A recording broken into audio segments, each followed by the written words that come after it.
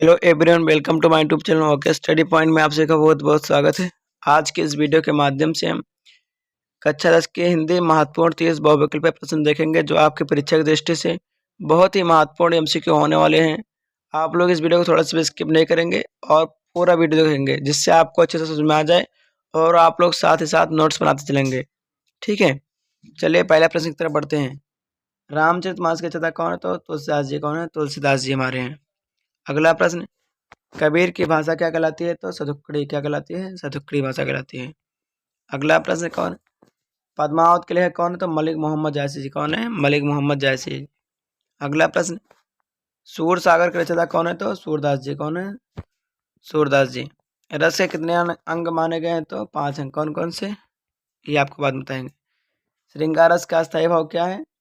तो प्रेम या रति। क्या होता है? प्रेम। वीर रस का स्थायी भाव क्या होता है? उत्साह। क्या होता है? उत्साह।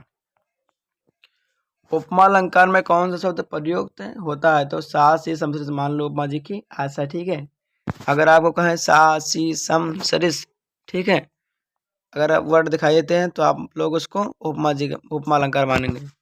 अगला प्रश्न देखेंगे, जो बीत गई सो बात गई के कवि कौन है? तो हरिवंश राय बच्चन जी। कौन है? हरिवंश राय बच्चन जी। झांसी की रानी कविता के कवित्री हैं? तो कौन है? सुभद्रा कुमारी चौहान जी। ठीक है। अगला प्रश्न, गोदान उपन्यास के लेखक कौन है? तो प्रेमचंद जी। गबन गोदान में किसकी रचना है? प्रेमचंद जी की। ठीक है। अगला प्रश्न, प्रेमचंद किस युग के लेखक थे? तो आधुनिक काल के। किसके थे? आधुनिक काल के।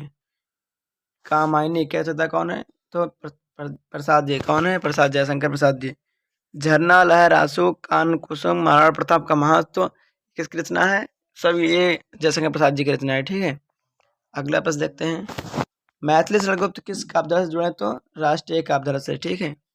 अगला प्रश्न, अलंकार का शाब्दिक अर्थ क्या होता है? तो शोभा बढ़ाना। क्या होता है? शोभा बढ़ाना।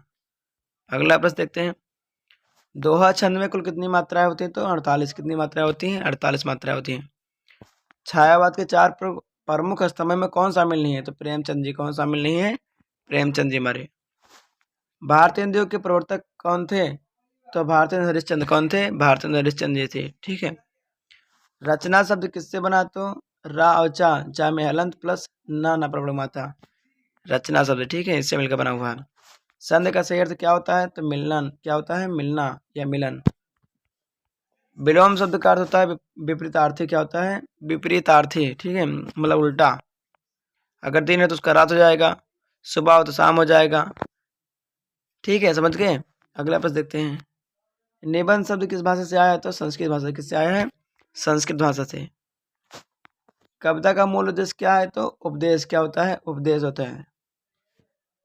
अगला प्रश्न देखते हैं, पत्र लेखन किस विधा में आता है? तो गद्य विधा में। किसमें आता है? गद्य विधा में।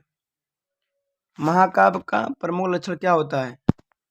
तो विशाल कथानक। क्या होता है? विशाल कथानक महाकाव्य। कविता में तो अर्थ का क्या होता है? समान ध्वनि, मतलब तो मतलब समान। ठीक है। अगला प्रश्न देखते हैं, नाटक में मुख्य तत्व कौन सा होता है? तो संवाद होता है। क्या होता है? संवाद होता है। कहानी का मुख्य उद्देश्य क्या होता है? शिक्षा होता है, मनोरंजन होता है, जीवन चित्रण होता है, सभी होता है। तो आपका राइट आंसर क्या हो जाएगा? सभी। मतलब हमको कहानी में क्या क्या सीखने मिलता है? शिक्षा भी मिलती है, सीख मिलती है, मनोरंजन भी मिलता है और जीवन का चरित्र चित्रण भी मिलता है। ठीक है। अगला प्रश्न, आधुनिक हिंदी साहित्य का आरंभ माना जाता है? तो 1850 सन 1850 ईस्वी के बाद जो हमारे आधुनिक हिंदी साहित्य है उसका आरंभ, मतलब स्टार्टिंग माना जाता है। निराला जी का पूरा नाम क्या था? तो सूर्यकांत त्रिपाठी निराला जी। क्या नाम था? सूर्यकांत त्रिपाठी निराला। आई होप अगर आपको हमारी वीडियो अच्छी लगी तो प्लीज़ लाइक शेयर सब्सक्राइब कर दीजिए। धन्यवाद।